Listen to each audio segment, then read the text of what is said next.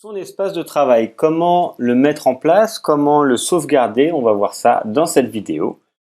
Donc notre espace de travail, c'est l'écran que l'on a devant nous. Suivant ce que l'on fait, suivant nos préférences, on va pouvoir choisir certaines dispositions.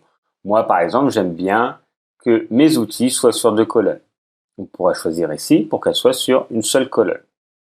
Ça c'est suivant après aussi ce que vous avez au niveau de la résolution de votre écran. Vous avez également la possibilité donc d'avoir des fenêtres. Grâce à l'onglet fenêtres, il y a toutes ces fenêtres-là que vous pouvez ouvrir. Donc suivant ce que vous faites, vous pouvez choisir d'avoir certaines images, certaines fenêtres ouvertes. Moi j'aime bien avoir par exemple les calques, qui est quelque chose de très important. Je pourrais vouloir les couches, on verra ça dans d'autres vidéos. Et quand vous avez plein de fenêtres comme ça, vous pouvez aussi les mettre dans des petits onglets. Souvent les couches et le calque sont ensemble, donc vous pouvez les faire glisser pour que ça arrive et vous avez juste besoin, vous voyez, de passer d'un petit onglet à l'autre comme sur un navigateur internet plus classique que vous pouvez connaître. Vous pouvez avoir la possibilité par exemple de mettre les caractères parce que vous allez écrire. Donc souvent il y a le paragraphe, vous voyez, qui est ici, ou vous pouvez le sortir également pour que ça soit indépendant. Vous voyez, vous pouvez être libre ou le rentrer directement avec les caractères.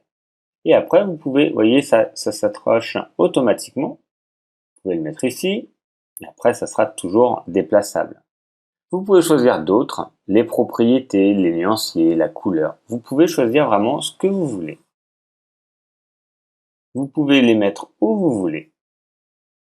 Ça, vous êtes complètement libre. Ça, c'est par rapport à ce que vous avez. C'est juste la disposition de votre travail, de votre bureau. Quand vous avez votre bureau physique devant vous, vous aimez bien les stylos, à cet endroit-là, les feuilles. C'est exactement pareil. Vous allez pouvoir donc mettre à disposition toutes les fenêtres que vous souhaitez et les ouvrir comme vous voulez. Donc ça, c'est assez pratique. Vous pouvez donc mettre tout ce qui est ici, les ouvrir. Une fois que ça vous convient, une fois que vous avez trouvé votre disposition, vous allez pouvoir enregistrer. L'avantage, c'est quand vous allez enregistrer, si besoin, si ça se rouvre pas bien et que vous avez l'habitude de cette disposition-là, vous allez avoir la possibilité de rouvrir ce plan de travail. Donc, on va retrouver dans les options en haut à droite des petits icônes et ce qui nous intéresse, c'est celui qui est là, qui est le deuxième au milieu.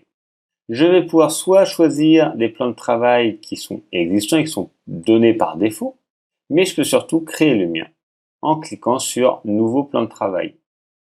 Je peux donner ce que vous voulez. La position, vous voyez, il y a écrit.